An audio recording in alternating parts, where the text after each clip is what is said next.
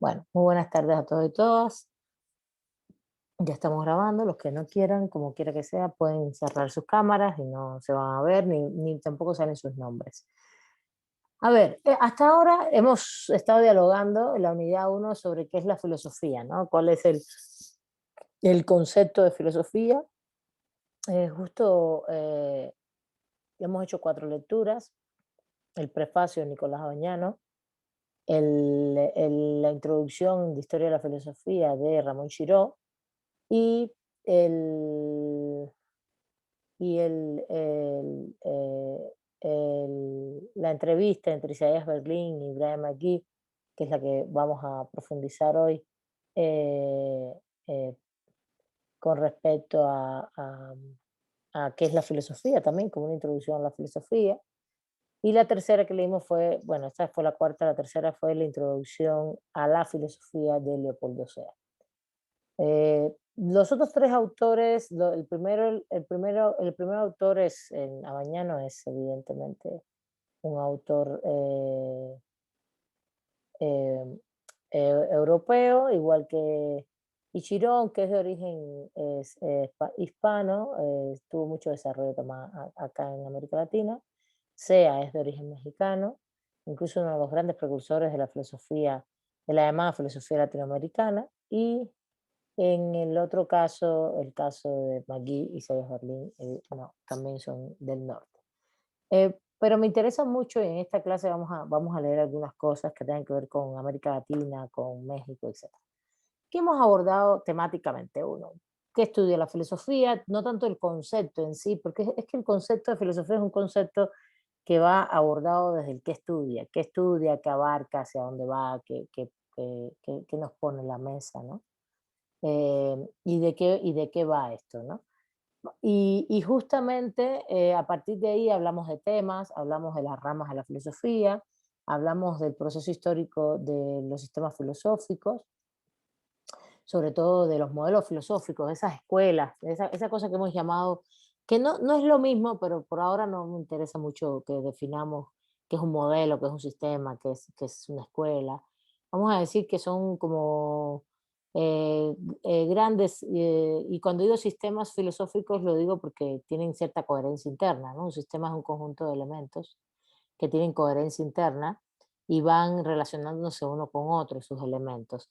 Y bueno, evidentemente cuando hay una escuela, hay un modelo, más bien más que modelo, una escuela. La escuela se identifica porque justamente es un sistema, es un conjunto o es un pensamiento que puede ser de un autor o de varios, que tenga una serie de puntos comunes que los hace comunes, ¿no? Que los hace comunes. Por ejemplo, qué es lo que hace común a los escolásticos, ¿no? O qué es lo que porque los escolásticos son muchos, por ejemplo. ¿Qué hace? Son varios autores, ¿no? No hay uno solo. ¿Qué los hace común? Y entonces van generando como un sistema filosófico, sobre todo en función de fundamentos, de explicaciones y de reflexiones filosóficas sobre las cosas. Lo mismo pasa, evidentemente, en otros ámbitos, en otros sistemas filosóficos, ¿no? Si se está haciendo filosofía marxista, ¿qué es lo que los une, ¿no? Qué es lo que los une como sistema, como conceptualización y reflexión filosófica sobre las cosas? Entonces, eso es un poquito lo que quiero que les quede en función de que de cuando hablamos de el proceso histórico de los sistemas filosóficos, estamos hablando evidentemente, claro que no son sistemas cerrados, no son sistemas no solo cerrados, sino pueden ser sistemas muy porosos. Hoy en la actualidad es cada vez mucho más fuerte y evidente el proceso de que los sistemas filosóficos eh, cada vez son más abiertos, más porosos, se diría, más porosos, más abiertos, más porosos. Porosos es una palabra que se usa mucho en teoría y en filosofía. Poroso es que se permean, ¿no? Que se permean de otras ideas, etcétera.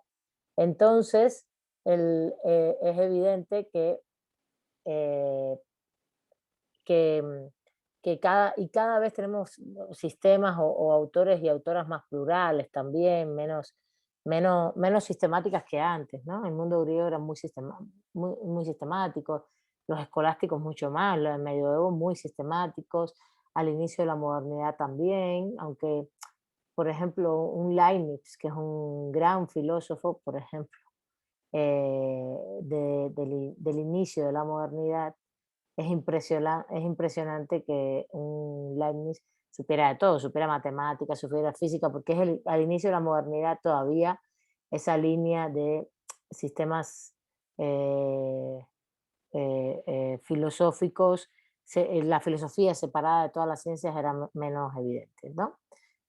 Entonces, ¿a qué nos estamos refiriendo con todo esto? Es que cuando hablamos de los orígenes, más bien conversamos de esos tres momentos históricos occidentales y más que de orígenes, vamos a decirle proceso histórico de los sistemas filosóficos. Estoy repasando lo que hemos visto y es importante porque justamente como que el examen va a tener esa línea, ¿no? Estos temas, ¿vale? Estos temas. Esto es justamente qué temas, qué ramas, cómo es ese proceso histórico, ¿no? De los sistemas filosóficos, todo lo que hemos visto en clase. Y en ese proceso histórico vimos orígenes, dialogamos mucho en los orígenes con todo el tema de realmente en Grecia, ¿por qué Grecia? Una pregunta, ¿por qué en Grecia justamente se pudo realizar todo un conjunto? Fíjense, Grecia no tiene un sistema filosófico, tiene muchos, varios. De hecho, eso se ve en todas las escuelas, son diferentes escuelas, por eso se van definiendo como escuelas diferentes. ¿Y por qué Grecia puede generar estos paradigmas, estos modelos o estos sistemas filosóficos, estas escuelas? El mundo grecolatino en eso es muy plural y muy abierto, pero además muy sustancial, ¿no? Muy sustancial, es decir, que tiene muchos contenidos. Y me parece muy importante que tengamos claro todo ese de cursar. Y a partir de ahí, también vimos la diferencia entre ciencia y filosofía de manera general, ¿no? La definición de manera general de ciencia y filosofía, de ciencia, sobre todo haciendo también el proceso histórico de ciencia y filosofía, ¿no? Como en la antigüedad grecolatina, la ciencia y la filosofía eran lo mismo, incluso en un momento determinado, posterior en el mundo renacentista, disculpen, en el mundo medieval, la gran diferencia fue más bien entre la filosofía y la teología, y ya después, en el mundo moderno, renacentista, es donde más empiezan a especializarse las disciplinas. Em, entonces, todo eso lo hemos visto en clases y justo en lo que hoy pretendemos y asumimos que es el mundo de la filosofía respecto a la diferencia entre ciencia y filosofía, está más bien ubicado en el mundo actual, ¿no? Tenemos más bien ubicarlo hoy y la ubicación de hoy está dada por esta especialización, esta noción de la ciencia y es bastante de lo que habla McGee y Isaías Berlin en esta entrevista, no solamente de la especialización, sino de la metodología, de la forma en que vamos a realmente a llegar al conocimiento científico, al conocimiento filosófico. Lo voy a dejar ahí, no me voy a meter ahí. Lo otro que vimos fue todo el punto o un punto específicamente que me interesa mucho, sino cuáles son los problemas filosóficos. Los problemas filosóficos, vamos a verlo, es como un quinto punto. ¿Cuáles son los problemas filosóficos que están más bien definidos por SEA? Y a mí me interesa mucho en este diálogo que tiene SEA, justamente me interesa, la verdad, mucho remarcar las categorías que vimos, lo que son cosas simples, las cosas familiares, las cosas extrañas, cómo realmente las cosas familiares y las cosas extrañas primero el concepto de aporía, ¿no? Aporía es el primer concepto, que es el problema irresoluble. A eso se dedica la filosofía. La filosofía se dedica a darse respuestas y a reflexionar sobre problemas irresolubles. ¿Cuáles son los problemas irresolubles? y resolubles es que no tienen solución, son las aporías. Y esa es la esencia de la filosofía. No es que la esencia de la filosofía sea otra cosa, sino es dialogar, es reflexionar sobre problemas irresolubles, preguntarse determinadas cosas. Y en ese sentido, a partir de esto, la explicación que nos hace SEA, que a mí me parece muy lúcida, muy interesante, es que tenemos cosas familiares. Cuando habla de cosas, habla de fenómenos y cosas extrañas. Y que las extrañas no es un tema de que no estén ahí, como él dice, no es que estén ocultas, ¿no? Están ocultas para uno porque no están en nuestro horizonte. Y ahí viene otra categoría importante, que es el horizonte que tenemos todos, el horizonte personal o el horizonte técnico profesional, no solo profesional, veámoslo como a lo que nos dedicamos, ¿no? El horizonte de oficio, técnico, profesional, que no es otra cosa que lo que sabemos hacer, ¿no? A lo que nos dedicamos, lo que sabemos hacer. A mí no se me ocurre ponerme a inventar una vacuna, yo no sé hacer eso. Yo lo que sé hacer yo sé derecho, conozco el derecho cubano, el derecho mexicano desde el punto de vista técnico, pero incluso hay cosas que no sabría hacer en derecho, en todas las especialidades técnicas del derecho, hay cosas que no me aventaría nunca a hacer.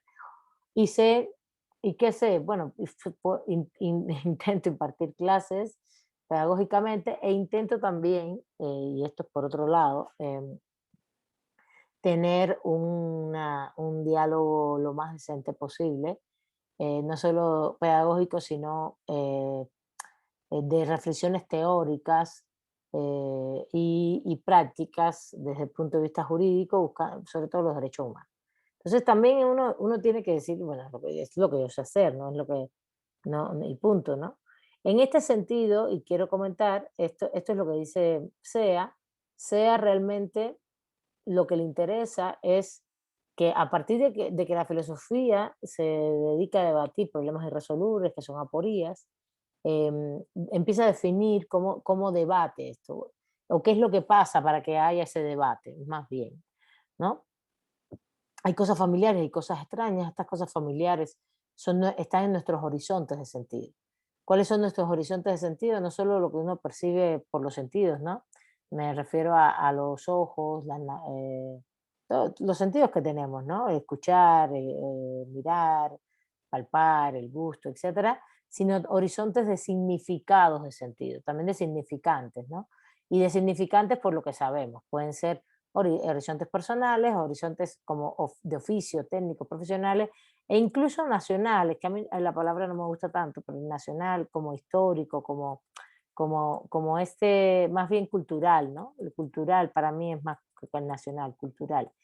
Y entonces lo que lo plantea es que la filosofía también tiene un horizonte, la filosofía tiene un horizonte filosófico, y que justamente, y ahí quiero que tengan muy claro esta conexión, porque es muy, justamente lo que va a pasar con el horizonte filosófico es que se dedica a estudiar cosas de totalidad, a reflexionar sobre esas aporías, esos problemas irresolubles, para darte reflexiones de totalidad, es decir, que todos más o menos tengamos un consenso sobre eso.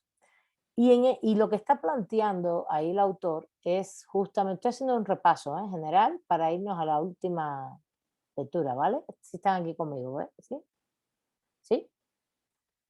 Sí, Y para engarzar, porque hoy vamos a terminar el tema, para engarzar todos los conceptos. Entonces, realmente lo que me interesa acá es que justamente los autores dicen, lo que va a pasar, o el autor en este caso sea, es que dentro de las cosas familiares extrañas que existen, las cosas extrañas van a llegar ahí, van a estar y a nosotros nos las vamos a cuestionar, no sabemos qué es. Y eso es un tema importante, ¿no? Nosotros, díganse, en la cotidianidad, pero los filósofos también hacen esto, ¿no? Se van a cuestionar todo lo que existe, todos los sentidos y todos los significados que existen y las creencias que existen. Y en ese cuestionamiento van a empezar. ¿Y por qué se hacen esos cuestionamientos? Porque realmente el horizonte, que lo mismo lo tenemos personal, que también es filosófico, se pierde. Hay una crisis, el concepto de crisis, que el autor le llama crisis de cultura. Yo digo que también es una crisis civilizatoria. más bien son crisis civilizatorias en las cuales se dan parteaguas de sistemas filosóficos y modelos filosóficos. Muy interesante eso. De hecho, por eso hoy el mundo es tan plural, tan complejo, tan lleno de diferentes aristas, hay tanta información que justamente hoy podemos ver que en materia de sistemas filosóficos hay muchos sistemas. Hay muchos sistemas. Si te quieres, depende a donde te quieras ir. Si te vas a la filosofía en general, pues hay filosofía feminista, por ejemplo. Si te vas a la filosofía, hay dedicados al feminismo. En el feminismo hay muchas teorizaciones de diferentes aristas. Muchas, muchas. Entonces, tú dices, wow, entonces ahí hay todo un sistema filosófico. Bueno, pues hay muchos, hay varios, es bastante plural, se complejiza más. Si te vas al derecho, por ejemplo, en el derecho hay muchos modelos filosóficos, varios. Y si te vas, por ejemplo, a uno específico que sería, por ejemplo, de macro, que como es el pensamiento jurídico crítico, wow, hay muchas escuelas. Ha habido muchas escuelas históricamente y se mantienen algunas escuelas de diferentes tipos y diferentes lugares, con premisas comunes, evidentemente principios comunes. En el pensamiento jurídico crítico podemos tener principios comunes, pero el desarrollo del diálogo que tenemos de cosas más específicas puede ser diferente. Esto es importante que lo tengamos en cuenta, porque entonces lo que hay en las crisis civilizatorias, y yo les puse, no recuerdo qué ejemplo les puse, pero he puesto, creo, les puedo haber puesto el ejemplo de, creo que les puse el ejemplo de la caída de Roma respecto a lo que vino después con el mundo escolástico. ¿Es así? El feudalismo como de crisis civilizatoria para generar otro sistema filosófico. ¿Ese fue el que les puse la clase pasada o no?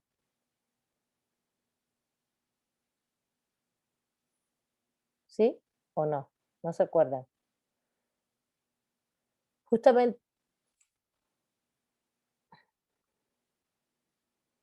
no sé qué están diciendo. Sí, fue ese. Ok, ya, Rixiño, ya lo vi.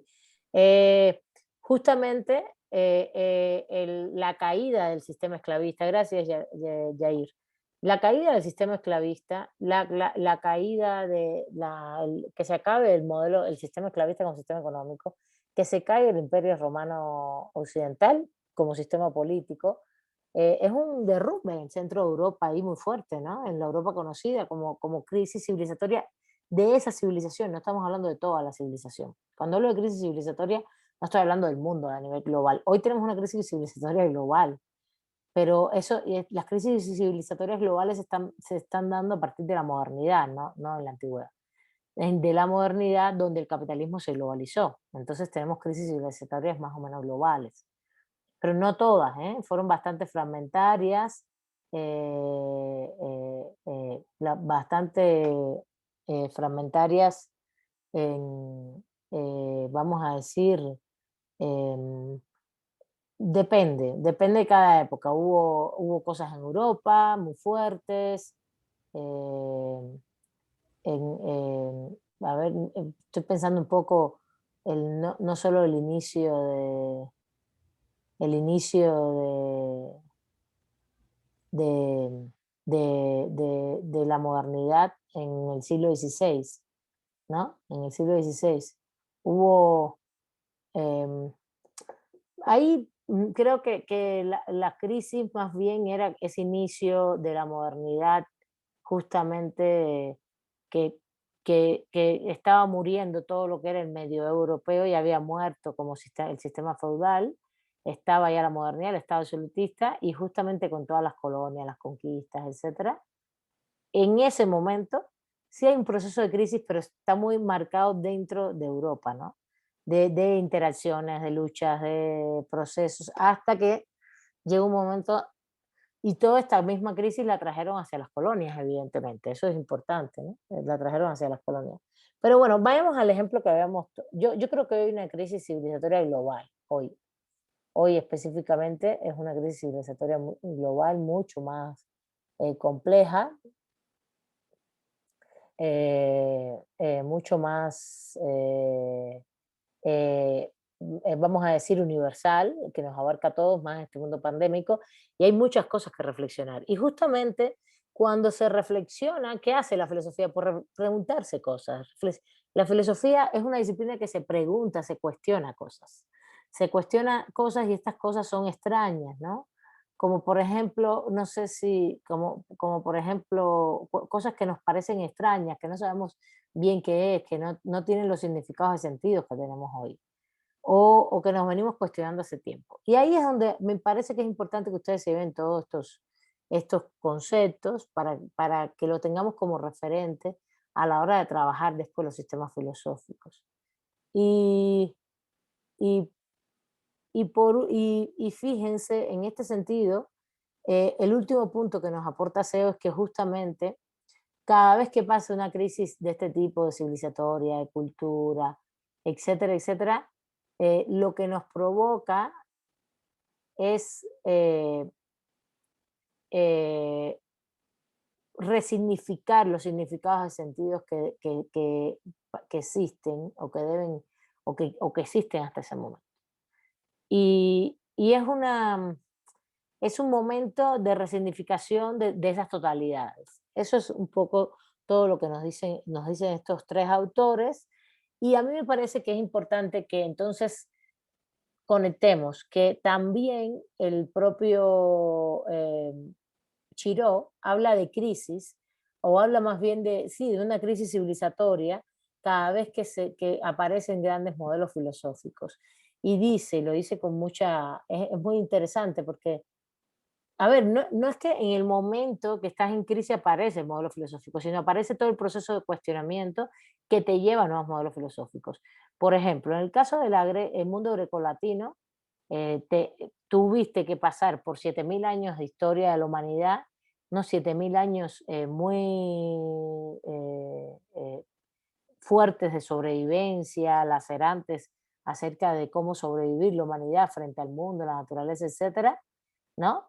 Y para justamente, dentro de esos 7.000 años de humanidad, llegar a un sistema como el sistema esclavista, tener unas bases económicas fuertes para entonces generar todos modelos de pensamiento nuevos sobre la racionalidad. Y lo mismo con todo el proceso del sistema del mundo medieval, ¿no? Es toda la decadencia en el centro de Europa del sistema esclavista, todo esto es centro de Europa, el sistema esclavista, el imperio romano, que era el mundo conocido, esas formas políticas y económicas, nos generan un proceso, pero después posterior, de reflexión, eh, un proceso de reflexión posterior que nos lleva a hacer, desde los años 600 hasta el 1200, a ir reflexionando, ir dialogando sobre eh, los nuevos fundamentos de qué somos, ¿no? ¿Qué somos? ¿Cómo reflexionamos? Nuevo horizonte de sentido al punto de llegar a la escolástica entre el 1000, 1100, 1200, que es el clima de un sistema filosófico muy completo de esa época.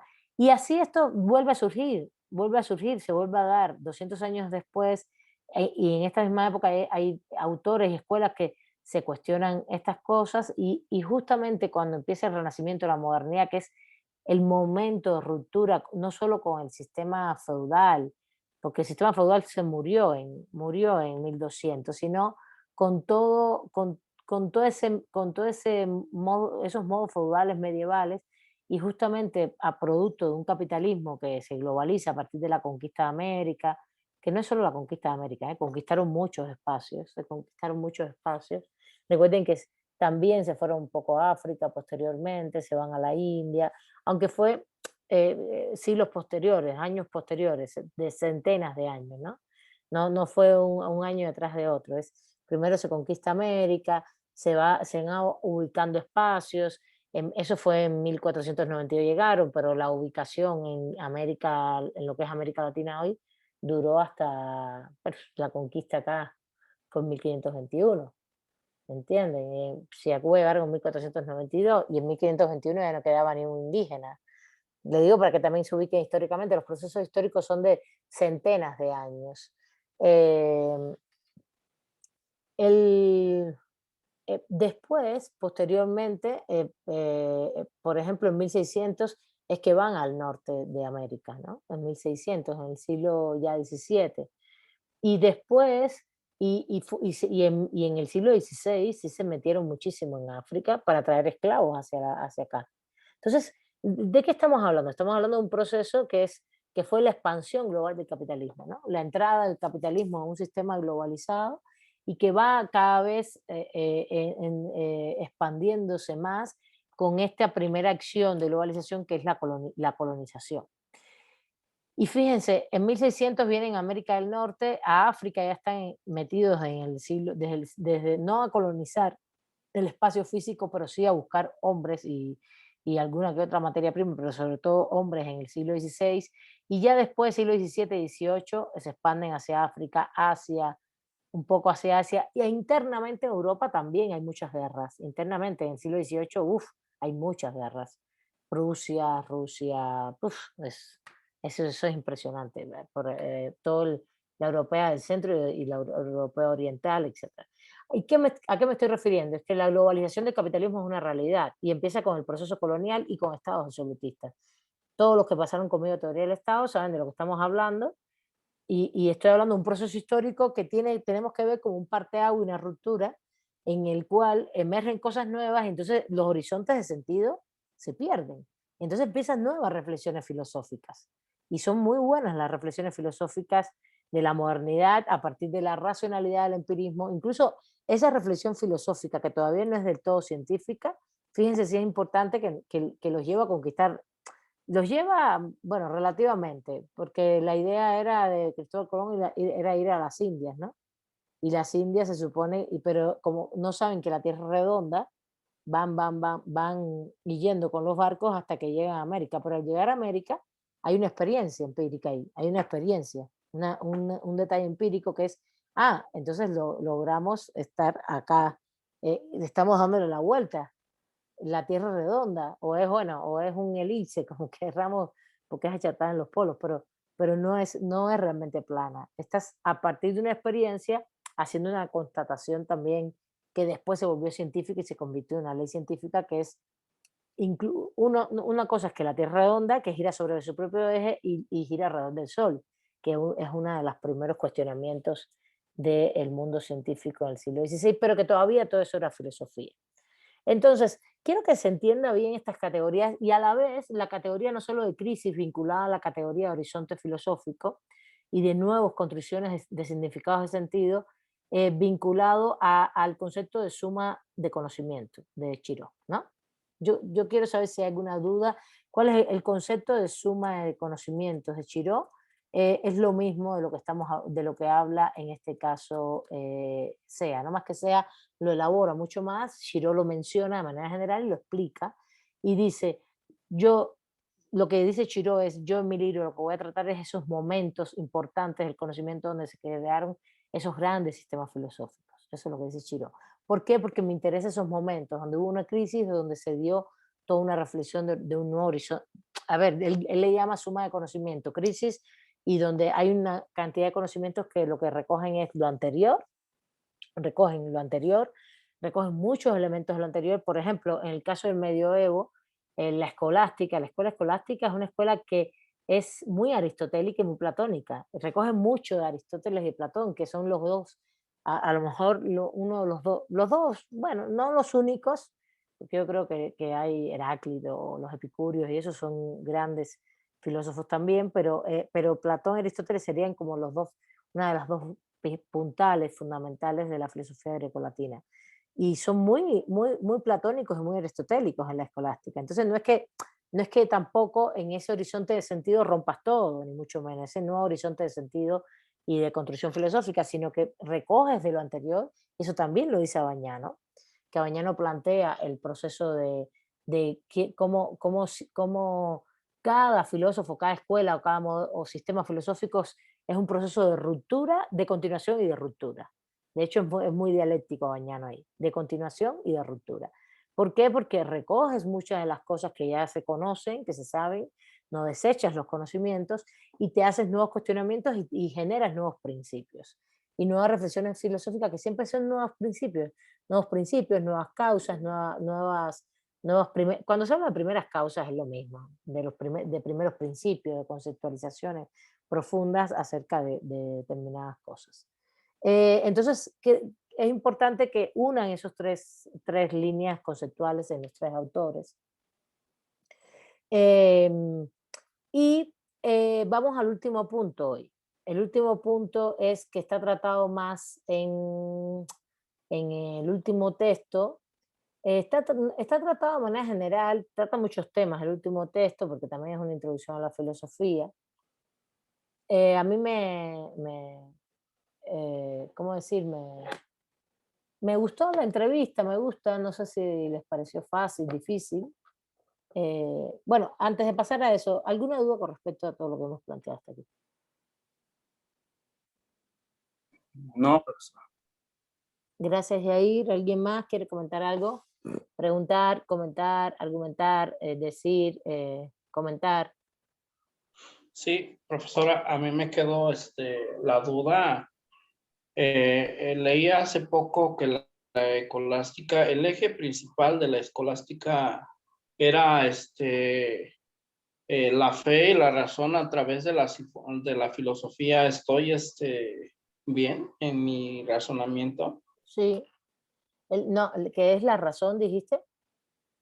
La, la razón, la fe y la razón. Ah, la fe y la razón, exactamente, sí, exactamente, sí. Es uno de son como vamos a decir sus fundamentos para explicar el resto. Ok, gracias. Pero no estamos hablando todavía, Ramiro, de las escuelas. Esto es importante. Estamos hablando de qué es la filosofía como un conocimiento un poco más global, histórico, ¿no? Por eso también no hay ningún problema, me parece muy buena la pregunta, pero para que entendamos, no cuando hablo de la escolástica, cuando pongo los ejemplos históricos para que se den cuenta del concepto, ¿no? Para que entiendan mejor el concepto. No estamos todavía, de hecho sí lo vamos a leer, Ramiro, vamos a leer. Estoy definiendo, tengo puesta ahí la lectura de Chiró, pero voy a definir si realmente leemos a Chiró o leemos a Sea en su texto de introducción a la filosofía. Y vamos a estar leyendo como textos de los filósofos, por ejemplo, Ramiro, en la escolástica en SEA, cómo él trata toda esta escuela o toda esa filosofía medieval, porque no es solamente la escolástica, hay mucho más. Y, y, y a la vez vamos a ver cómo se expresa esto un poco en el derecho, ¿no? También vamos a ir dialogando estas cosas. Bueno, no, si no hay dudas hasta aquí, por último me faltó un elemento. El elemento era que recuerden que cada vez que hay todo este proceso histórico, todos estos procesos de crisis, etcétera, etcétera, y de sistemas filosóficos, lo último que hay que definir o que se define acá es que evidentemente estamos describiendo un proceso que es histórico.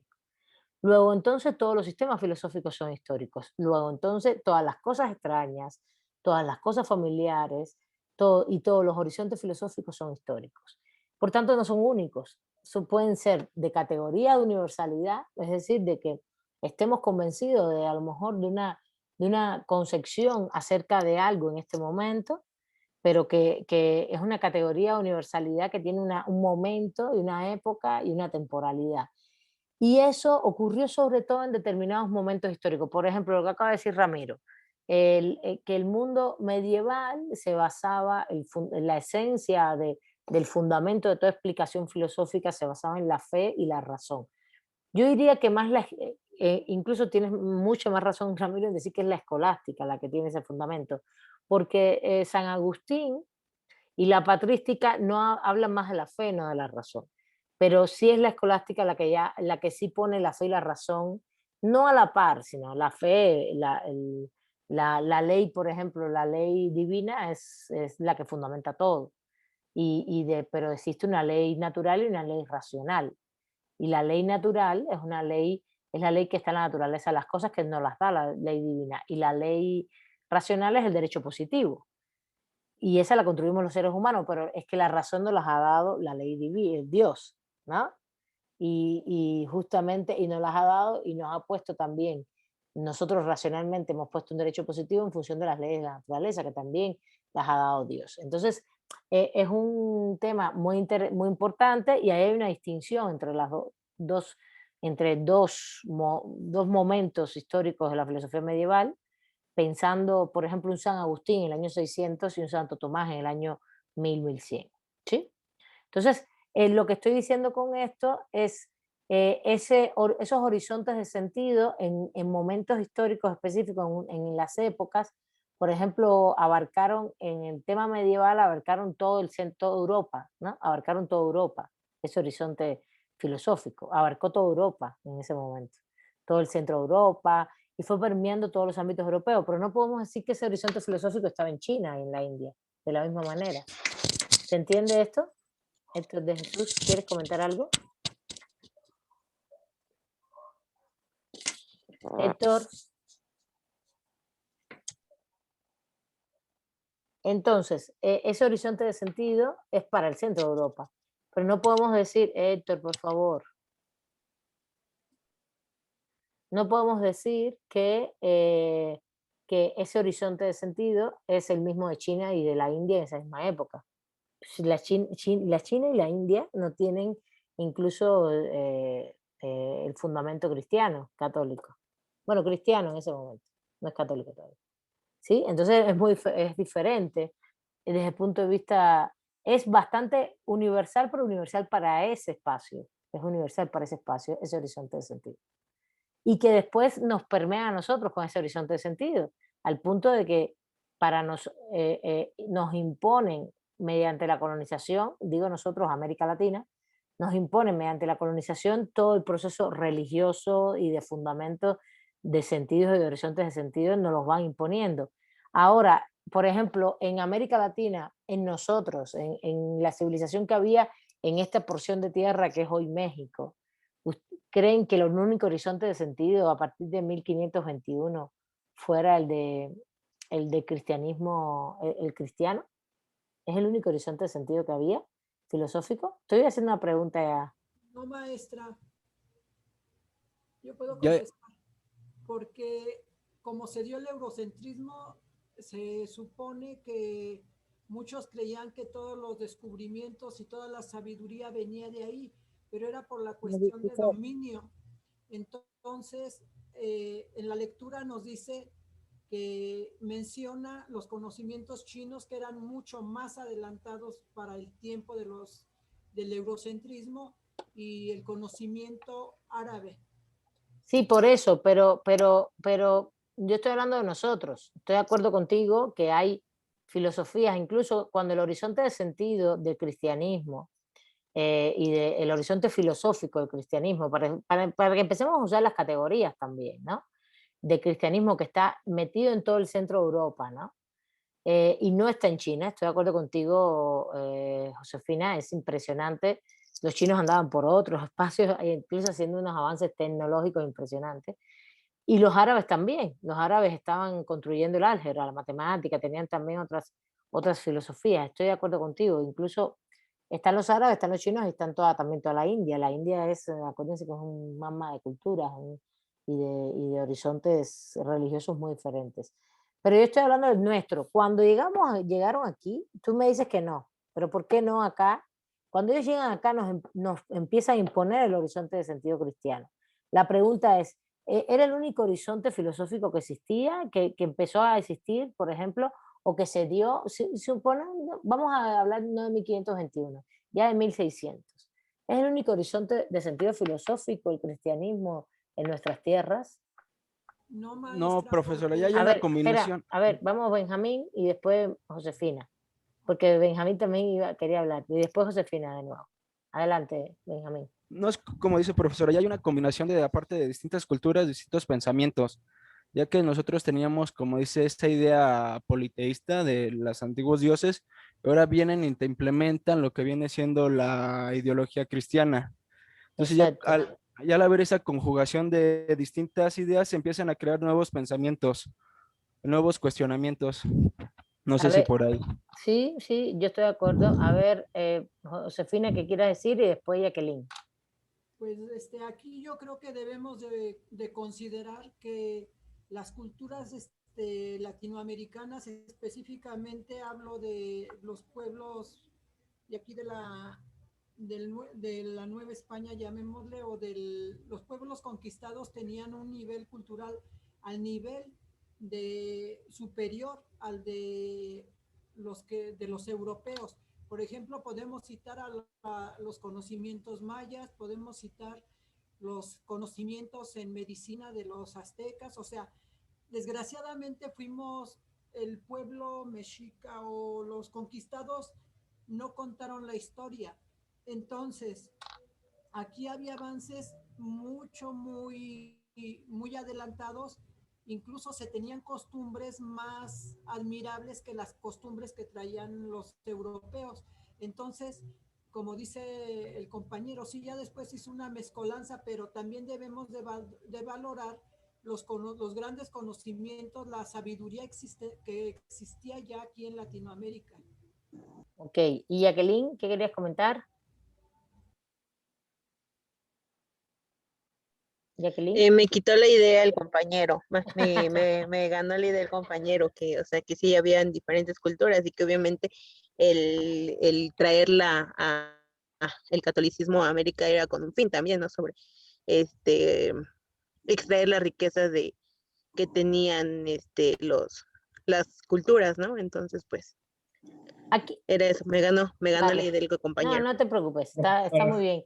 Fíjate, aquí hay un punto interesantísimo Profesora, ¿quieres comentar algo, Ramiro? Levanta la perdón. mano, porque si no, para yo verte y así, pero adelante, Sí, sí. sí, profesora, disculpe, yo quería hablar realmente, yo considero desde mi punto de vista y haciendo un poco de reflexión que hablar de positivismo y hablar de escolástica sí es un tema muy controvertido. Desde mi punto de vista muy personal, yo siento que las bases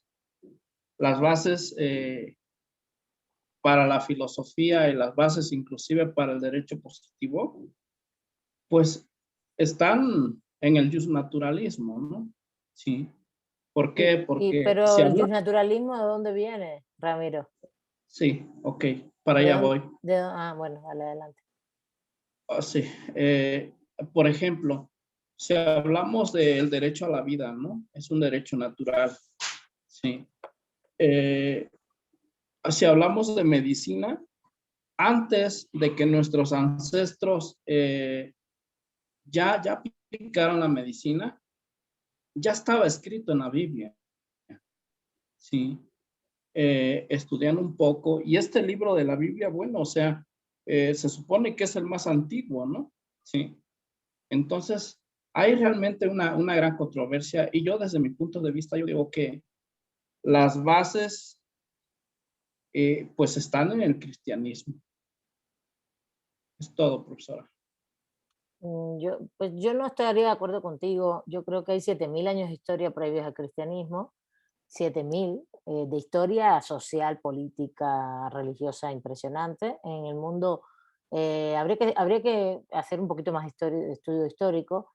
Dígase Egipto, Mesopotamia, los fenicios, son los que crean la escritura, los mesopotámicos, por ejemplo, China, India, el mundo persa, el mundo de los hititas, todo esto que no es europeo, que es africano, si le ponemos nombres específicos hoy, están en África, en el mundo árabe, en el mundo asiático, ¿no? Y una partecita, lo que conocemos hoy de Europa, esa es la base de la civilizatoria global, esa es la base del mundo civilizatorio. En los hebreos también, y eso no tiene nada que ver con el cristianismo, perdón, ¿eh? Eso no tiene, son muchas culturas, muchas religiones, muchas formas de ver la vida de manera diferente. Que después el cristianismo se volvió dominante es otra cosa. Y que justamente el mundo grecolatino, que es un sistema esclavista, porque este primer sistema que estoy hablando es un sistema que es lo que llamamos en historia el modo de producción asiático, el de sobrevivencia, esos 7.000 años de historia, que el mundo antiguo después se volviera esclavista, no fue la totalidad del mundo antiguo, eso fue solamente Grecia y Roma. Eso lo vimos perfectamente en teoría del Estado y ese sistema esclavista es el que recoge, vamos a decir, la suma de conocimientos previos y recoge toda una crisis civilizatoria al punto de llegar a un desarrollo como un sistema esclavista y genera un nuevo modelo de pensamiento. Un nuevo sistema filosófico o nuevos sistemas filosóficos en el mundo grecolatino. Y ahí surge el derecho natural y el justnaturalismo. Yo estoy poniendo ejemplos de la escolástica o del positivismo, estamos poniendo ejemplos para ejemplificar los conceptos que estamos tratando. Entonces no puedes decir que el origen está ahí, ni mucho menos, la verdad. No está, es que no está históricamente, estamos hablando de hechos, no te estoy refutando un concepto de tú crees una cosa, yo creo otra, estamos hablando de hechos, ¿eh? De hechos históricos concretos. El derecho natural tiene fundamento en el mundo grecolatino, por Dios. Ahí se hizo, ahí se conformó. Si lees a Aristóteles, si lees a Platón, si lees, pues, te hablan del derecho natural all time, todo el tiempo, ¿no? Y justamente la escolástica es otro momento civilizatorio, que es el mundo medieval europeo, solo en el centro de Europa, solo en el centro de Europa. Bueno, volviendo a lo que había comentado, no sé, Jacqueline, si quieres comentar algo más, pero volviendo a la pregunta que hice es, que la habían respondido muy bien los compañeros, sí, hay una mezcla, fíjense, ustedes le llaman cultura, vamos a ser un poquito más filosófico, vamos a hablar de horizontes de sentidos, ¿no? Que en 1521, con la imposición de la conquista, nos impone un horizonte de sentido ubicado en la base del cristianismo, en 1521. Estamos hablando de 1521 ahora. Entonces, nos van imponiendo y evidentemente primero hay un proceso de acercamiento y de ruptura de las culturas, de acercamiento y a la vez de confrontación. Léanse el texto, el que quiera abundar de esto, léanse el texto de la modernidad o barroco de Bolívar Echeverría. Es un texto muy bonito, este es un texto muy bonito de lo barroco de Bolívar Echeverría. Bolívar Echeverría, filósofo ecuatoriano,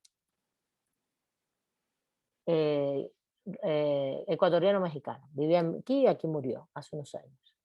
La modernidad de lo barroco es un libro precioso, lo encuentran en internet, lo pueden bajar, leérselo. Es un libro que tiene un poquito de complejidad, pero que se puede leer, se puede entender, en el nivel que ustedes tienen, donde él explica toda la confrontación un poco filosófica de reflexiones, de horizonte de sentido en la conquista, entre las dos culturas que le llamamos dos culturas, pero son dos horizontes de sentido de toda la significación de sentidos culturales, de lo que somos, de la vida y por tanto filosóficos, ¿no? Y explica muy bien cómo realmente hubo un proceso de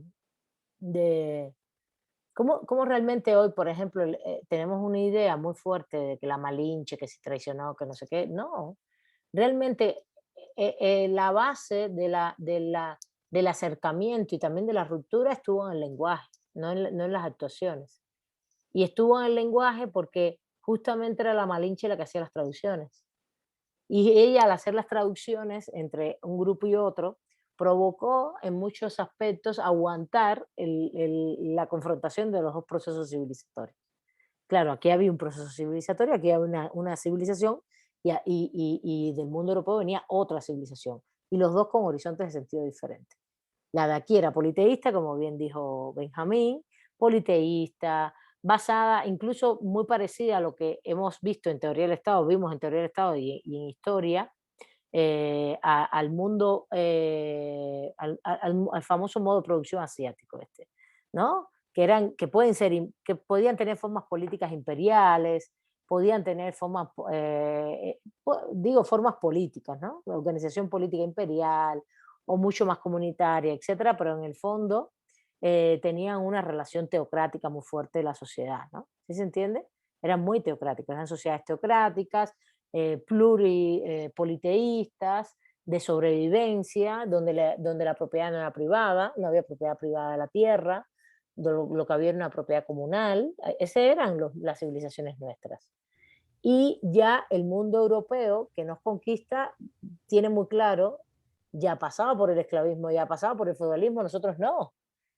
Y no es porque nosotros estábamos mal, nosotros estábamos bien. Ellos tuvieron esos procesos civilizatorios, nosotros teníamos otros. Y ellos vienen con mucha claridad un aspecto de conquista de propiedad privada. Este espacio colonial es mío. Y esa apropiación privada es impresionante. Y eso no es un concepto solo económico, es un concepto también cultural. Es mío y te impongo, no solo. Es una colonialidad política, económica, que es lo que se llama la colonialidad del poder. Pero hay también una colonialidad del ser y una colonialidad del saber. ¿Cuál es la colonialidad del ser? pues justamente imponernos sus formas de vida y su lenguaje y sus religiones. Por eso nos impusieron el cristianismo, después catolicismo, porque ya estaban en ruptura los cristianismos, nos impusieron el cristianismo, el catolicismo, y nos impusieron el castellano y nos impusieron toda su cosmovisión occidental desde la cual nosotros nos reproducimos después. Las artes, toda la forma de expresión.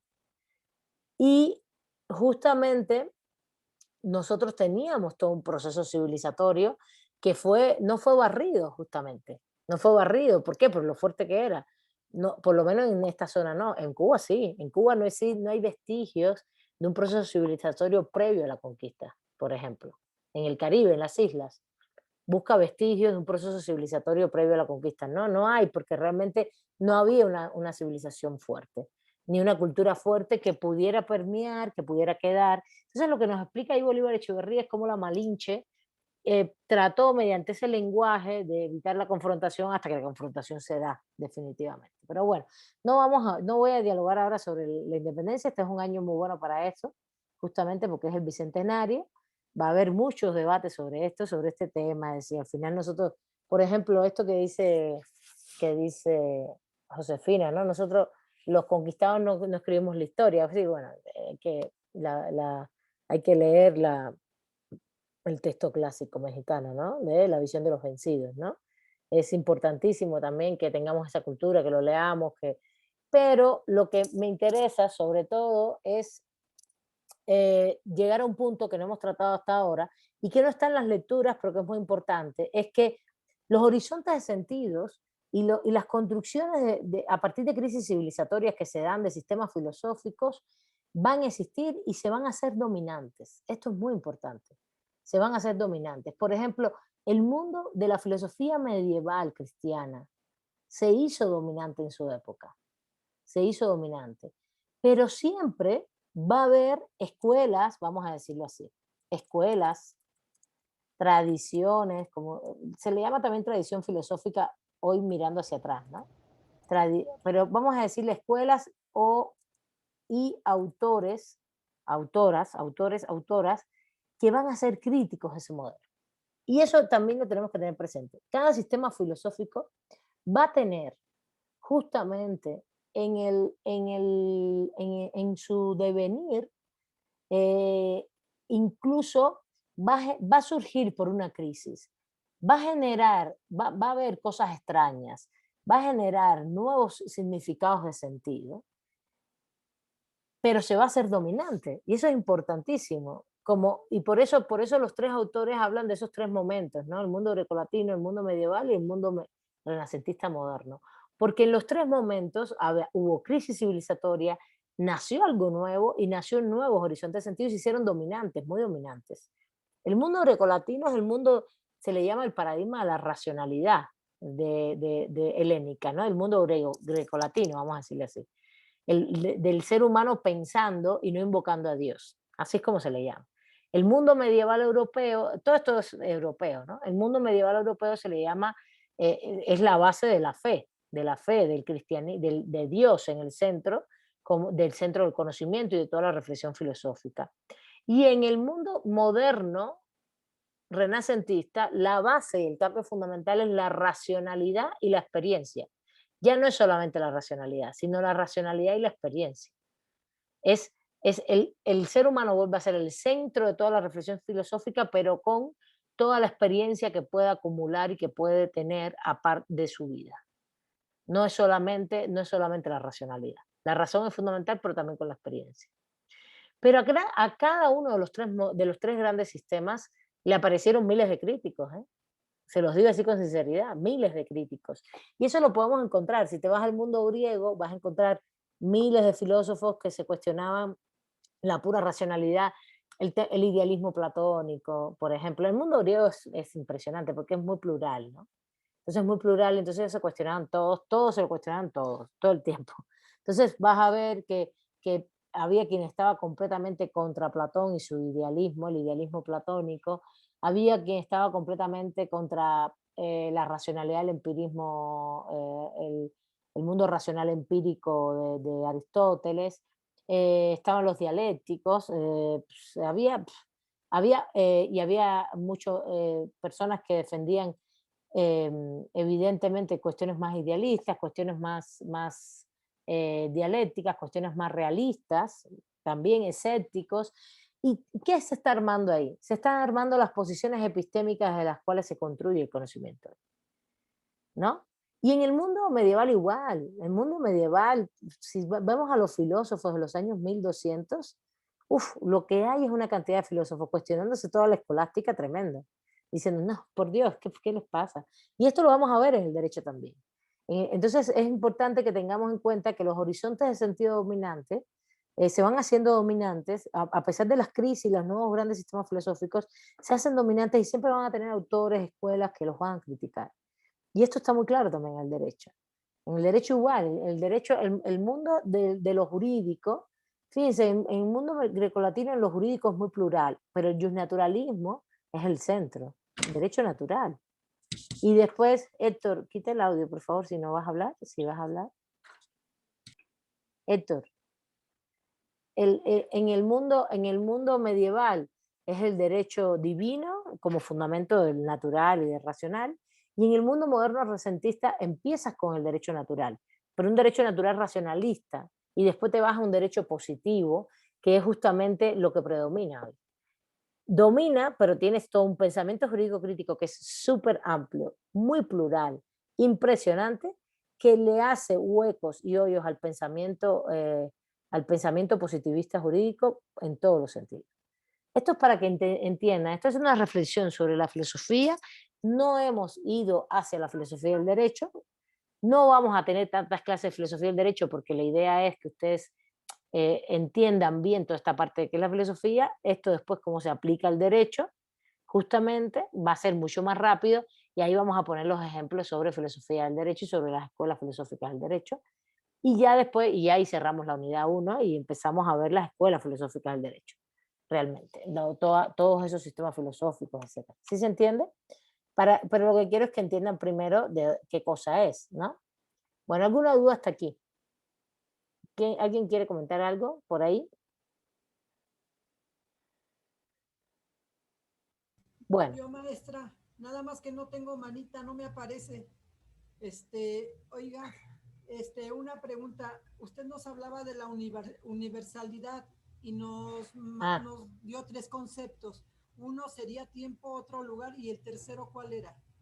Perdón. No, que el horizonte de sentido siempre es histórico. Eso es lo que dije. Siempre es histórico. Y si siempre es histórico, eso fue lo que dije, siempre es histórico, ese horizonte de sentido que se vuelve como universal, pero universal va a ser para un momento histórico y entonces para un tiempo y un espacio. Eso fue lo que dije, para un tiempo y un espacio. El concepto que te manejo es el histórico, es el concepto histórico. Porque los horizontes de sentido cambian, van a cambiar y han cambiado en la historia de la humanidad todo el tiempo. Y hoy, por ejemplo, tenemos muchos horizontes de sentido, no son solo uno, tenemos muchos. En el derecho tenemos, a lo mejor el derecho es una disciplina muy esquemática, en la cual hay muchas cosas interesantes, pero se ve muy claro que hay, por ejemplo, justnaturalismo, hay todavía autores que son justnaturalistas, pero muy teóricos, hay justpositivistas, y eso es lo que predomina, pero hay mucho pensamiento jurídico crítico hoy. Y en el pensamiento jurídico crítico como horizonte de sentido hoy en el derecho y como construcción de horizonte de sentido y de reflexión filosófica de la justicia, de los derechos, que es todo lo que dice el cuarto texto, es un horizonte de sentido amplísimo porque tiene muchas aristas. En el pensamiento jurídico crítico hay vertientes psicológicas, hay vertientes marxistas o neomarxistas, hay vertientes posmodernas completamente, estoy como ubicando así las escuelas, hay vertientes lingüísticas, pero críticas, aunque son las menos, porque las lingüísticas se ven más en el positivismo. Sociológicas, antropológicas, ¿sí? Sociológicas, antropológicas, marxistas, neomarxistas, Y estoy hablando de filosofía, filosofía jurídica en función de esto. Y dentro del positivismo también hay muchas ramas, no crean. Hay filosofía analítica, del derecho, hay filosofías eh, muy apegadas al tema argumentativo. La base de la filosofía jurídica positivista tiene mucha base en el lenguaje de la norma. Y la base de la del pensamiento jurídico crítico tiene mucha base en la realidad social, es decir, desde el punto de vista de la antropología o de la sociología. No estoy hablando de que hagan estudios antropológicos, sociológicos, sino reflexiones filosóficas que tienen esos contenidos, esos elementos, desde una visión antropológica filosófica, ¿no? O incluso, sí, antropológica, filosófica e incluso sociológica también, sin hacer trabajo de campo. No tienes que hacer trabajo de campo. Ya lo veremos en la clase, ya lo leeremos cosas. Bueno, eh, eh, bueno, a ver, en el texto, en el último texto, entonces, ¿qué es lo que estoy aportando con este último elemento de que los horizontes de sentido pueden ser dominantes, llegan a ser dominantes y siempre hay escuelas o autores críticos? Estoy aportando lo que nos aporta el último texto. El último texto nos pone un elemento fundamental en la mesa. Nos quedan 10 minutos, no les puedo preguntar más, pero nos aporta un elemento fundamental en la mesa que es el sentido de que la filosofía es cuestionamiento de todo. Claro, llega un momento, de hecho en la clase de ayer del UNAM los chicos me decían, pero uno se cuestiona todo, de todo, todo el tiempo de la vida. Entonces ahí lo dice el autor dice, no, es muy cansado, ¿no? Es muy cansado, la gente prefiere estar tranquila, no cuestionarse todo, qué flojera, ¿no? Entonces, eh, pero no es eso, él está hablando del filósofo, yo se lo dije, dije, no, no, pero no lo veas tanto como para ti, es para el filósofo es el que se cuestiona todo, se cuestiona muchas cosas. Y en ese cuestionamiento, a mí me gustó el texto, es una entrevista, es más fresco en ese sentido, sino que es el sentido de la crítica en la filosofía. Ya les dije que había autores de escuela siempre críticos, pero justamente por eso, porque, por ejemplo, si la escolástica, Santo Tomás, ¿saben por qué siempre pongo la escolástica? Porque tienen presupuestos muy claros, ¿no? Principios muy claros expuestos, dogmas muy claros.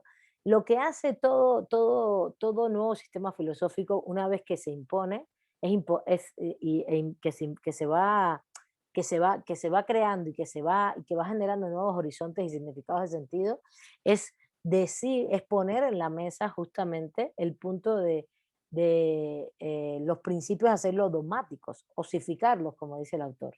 Los osifica, los vuelve duros, dogmáticos, óseos, como huesos, que no cambien. En ese sentido, lo que va a pasar es que eh, el filósofo tiene el papel, la filosofía tiene el papel de cuestionarse esos significados de sentido duros, óseos, osificados, dogmáticos. Y es lo que ha pasado siempre en todas las crisis. Pero fíjense, las crisis civilizatorias no son crisis personales, no son crisis tampoco de subjetividades, sino son crisis que son complejas, ¿no? Tienen elementos económicos, políticos y sociales, ahí va muy vinculado siempre lo que muchos de ustedes han estado en mis clases, desde teoría del derecho, donde el derecho no es un fenómeno solo normativo, sino político, económico, social y moral, de valores, ideológicos, de valores, ¿no? Más ideológico de valores, y que está relacionado. Luego, entonces, en el caso de una crisis civilizatoria, y les digo esto del derecho, porque para mí también toda la vida y todos los fenómenos sociales van así, van en conjunto, van en esa madeja, en ese intríngulis, en esa relación.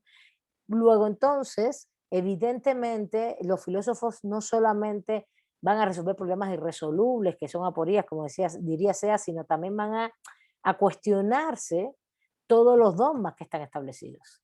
Y los dogmas están establecidos en los horizontes de sentido y pueden cuestionarse los anteriores. Ahí Isaías Berlín llega al punto de decir que los filósofos han movido sociedades. Yo no estoy tan de acuerdo con esa posición.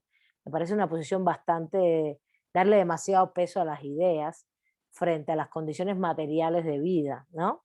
No sé si lo leyeron y vieron que el autor llega un momento en que dice que que si Kant no se hubiera cuestionado a los fundamentos teológicos del rey, ¿no? Los fundamentos teológicos de que el rey por derecho divino era el rey y era el monarca, si Kant no se lo hubiera cuestionado, Robespierre no se hubiera atrevido en la Revolución Francesa a cortarle la cabeza al rey y a María Antonieta, que bueno, no solo fue Robespierre, fue bueno, todo el jacobinismo en el poder, ¿no? La República Francesa.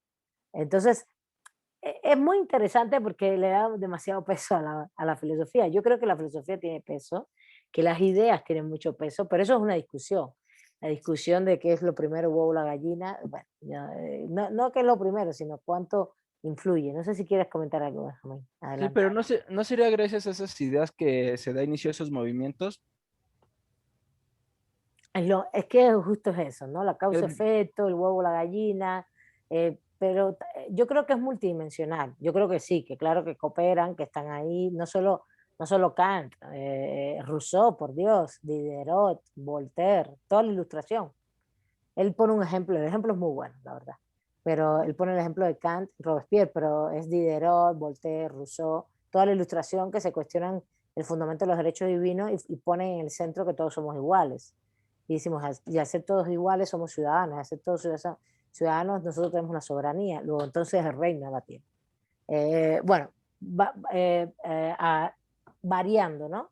Ese es más Rousseau, Voltaire es más de que incluso de que en el tema religioso todos tenemos la libertad de creer o no, porque defendían también el ateísmo, o de creer en otras religiones, porque ya lleva 200 años la religión cristiana en crisis y ya se había dividido en muchas religiones, ya había protestantismo y todo esto. Ya había catolicismo, protestantismo, etcétera, etcétera. Pero yo estoy de acuerdo contigo en que influyen, pero que sea la causa fundamental no lo sé. Lo que yo diría, no lo diría así. Yo creo que si nos leemos, por ejemplo, Historia de las Revoluciones de Erich Hoffmann, que es un texto también bellísimo de historia, vas a ver que las condiciones materiales de vida del Estado absolutista francés son caóticas, al punto que la gente eh, no resiste seguir viviendo así. Ahora, yo también creo lo siguiente, los movimientos intelectuales te generan cambios en cuanto a que te hacen visible con sus ideas algo que a lo mejor tú tienes latente y no te has dado cuenta. Por eso es importante la filosofía, porque tú tienes como pueblo, como ciudadano común, latente la crítica, ¿no? Esto está mal, mire qué mal me va, no tengo, o no hay salario, o no hay esto, no hay lo otro, pero el intelectual lo que hace es, y que hoy más bien se dialoga como intelectuales, no como filósofos, aunque nosotros estamos hablando de filosofía, pero hoy son los movimientos intelectuales, cuestionan y ponen en la mesa cuestionamientos de algo que la gente puede ser que tenga intuiciones, pero que no lo ve tan claro y bueno, estas personas quizás con un conocimiento histórico, político, cultural, porque a eso se dedican, ponen con más claridad en la mesa estos procesos, estos cuestionamientos, ¿no? Y sí influyen, Benjamín, yo sí estaría de acuerdo contigo. O más bien le dan la tapa al pomo, diría yo. Y generan procesos de ruptura, pero al final el proceso de ruptura no lo generan ellos, lo genera la población. Y siempre los procesos de ruptura son revolucionarios con la gente ahí. La gente desesperada, la gente con condiciones materiales de vida muy complejas. En Francia, lo que pasó con la Revolución Francesa es, había una gran sequía, fíjate, condiciones ambientales, hubo una gran sequía, no se pudo producir el trigo, el Estado absolutista ubicado solo en su burbuja de su consumo y su despilfarro y sus guerras, no internas, sino hacia el exterior, sin una preocupación porque la población tuviera formas de vida más o menos dignas, ¿no? Y formas de explotación, de represión. Todo esto para mí es un conjunto que junto con la sequía y que junto con las ideas, ¡puf!, hace estallar. ¿Qué es lo que llama el marxismo las condiciones objetivas y subjetivas para una revolución? Eso lo llama así el marxismo. El marxismo dice, tiene que haber condiciones objetivas y subjetivas, es decir, las objetivas son las materiales que he descrito, las subjetivas tienen que ver con esos movimientos intelectuales y tienen también que ver con un proceso de conciencia de los grupos para hacer la ruptura con el Estado y con el sistema. Acuérdense de eso. Porque tú puedes decir que estamos muy mal, pero si tú no eres consciente de que tienes que tú ser el actor que va a hacer el cambio, pues no. ¿Sí se entiende? A ver, Carlos, adelante. Sí, profesora, yo tengo una pregunta.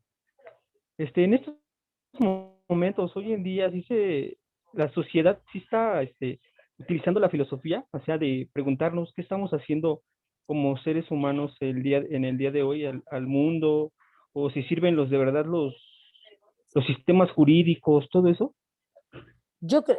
Ese es un punto muy, muy importante, Carlos. Estaba yo reflexionando todo esto aquí con ustedes un poco, pero me parece muy relevante lo que acabas de preguntar, porque fíjate, cuando uno ve la historia, sí lo ve bien, ¿no? Ve el movimiento de Ilustración, ve todo lo que pasó, pero ¿qué pasa hoy, no? Dice Carlos, bueno, ¿y hoy qué?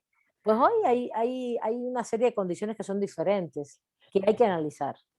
Hay que analizar, yo creo que las premisas básicas de lo que dije de condiciones objetivas y subjetivas se mantienen, pero hay que analizar hoy no es un tema solo de la filosofía, sino de todo el movimiento intelectual. Por eso cambié el concepto cuando iba hablando, de todo el movimiento intelectual y qué papel tienen. Yo creo que sí tienen un papel muy fuerte desde el punto de vista de ser o conservadores o revolucionarios, y cuando hablo de revolucionarios estoy hablando, no estoy hablando de revolucionar las cosas, ¿no? De cambiarlas, ¿no? Más en el sentido de cambiar toda la opresión por emancipación, por liberación, etc. Y hay mucho, vamos a decir, conservadurismo de ciertos status quo, por ejemplo, de un sistema capitalista neoliberal. El capitalismo neoliberal tiene una serie de características específicas, que es el capitalismo que está vinculado con el capitalismo financiero. Todo el neoliberalismo en sí es una etapa vinculada al capitalismo financiero global. Bueno, el capitalismo siempre ha sido global, ¿no? Tiene diferentes procesos de globalización. Y también está muy vinculado hoy al nivel de información que hay, el tema de los medios de comunicación y la forma en que se transmite hoy la información también con las redes sociales, con el mundo de Internet virtual.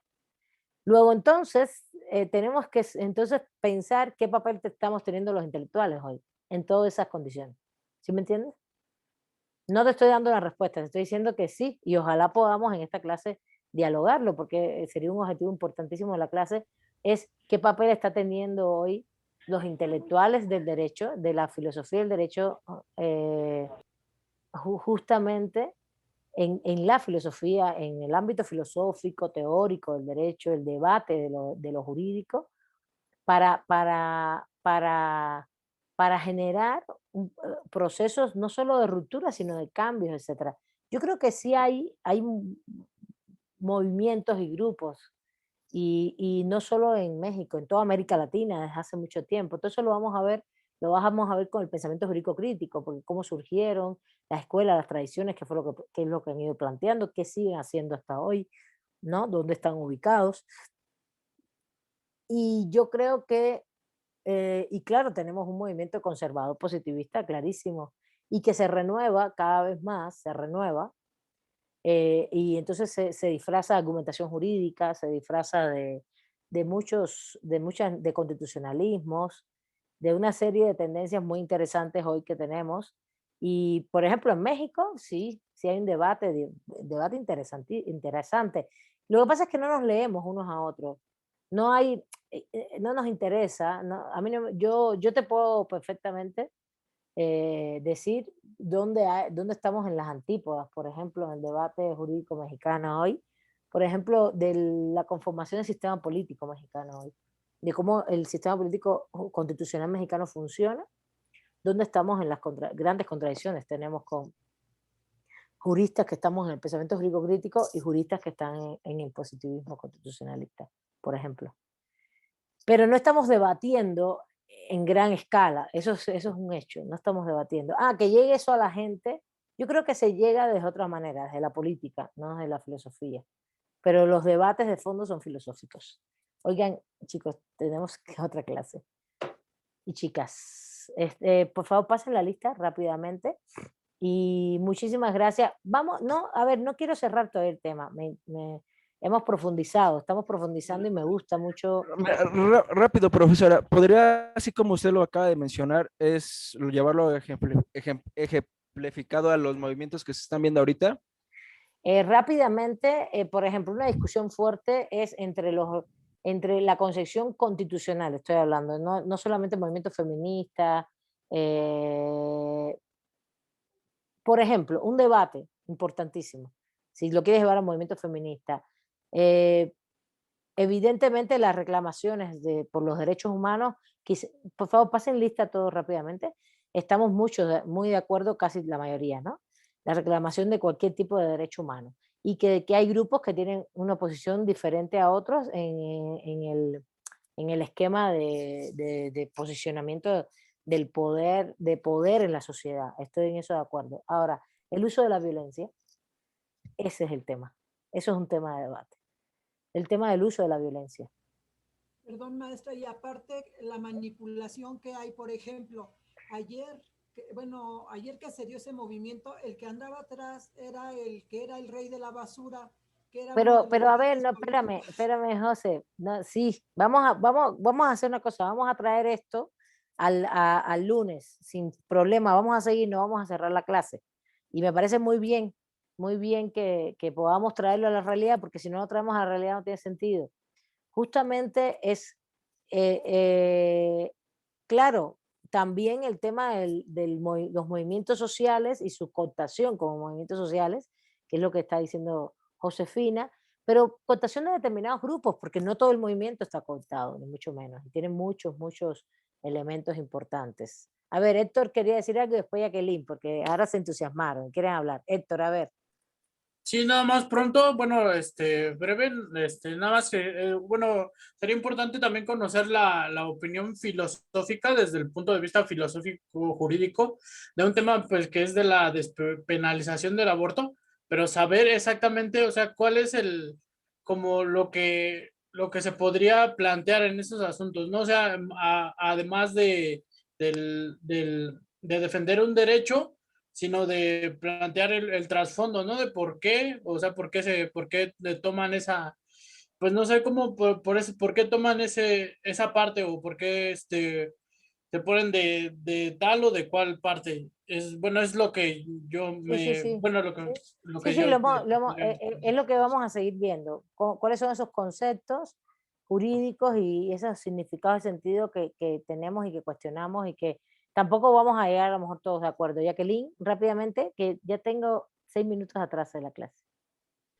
Pues solamente comentar, así como usted había dicho, ¿no? Que dentro de la filosofía hay varias posiciones. Yo creo que dentro de estos movimientos también, a pesar de que tienen un mismo objetivo, también hay diferentes posturas dependiendo del contexto en el que están, ¿no? Entonces, Yo creo que creo hay que también por eso algunos son las que, discusiones. sí, yo creo que hay algunos que no tienen los mismos objetivos, algún grupo, ¿no? Eso también, que están ahí insertados, por eso dije cooptación. Cooptación no del movimiento en sí, sino de determinados grupos, o insertarse, o que se insertan, se meten. Pero fíjense, no lo veamos como movimiento feminista, veámoslo de otra manera. Es el uso de la violencia en la protesta social. Ese sería el debate, el diálogo. El uso de la violencia en la protesta social, por ejemplo. ¿Hasta qué punto es legítimo, no es legítimo? Y un diálogo con profundidad filosófico, ¿no? ¿Qué es la violencia? Y eso es lo que te está diciendo Magui. ¿Qué es la violencia? Sí, adelante, adelante. Los que te tengan que ir, pasen lista y adelante. ¿Qué es la violencia? ¿Qué es un movimiento social? ¿Qué es un reclamo? ¿Qué es un derecho? A eso es lo que nos vamos a dedicar en la filosofía. El lunes, a ver, me faltaron algunos puntitos que me interesan de esta lectura. El lunes cerramos, ¿vale? Ya el tema 1. Les mando un abrazo, que yo también tengo que ir a la otra clase. Y ustedes, algunos de ustedes conmigo. Bueno, Gracias, profesora. buen fin de semana, saludos.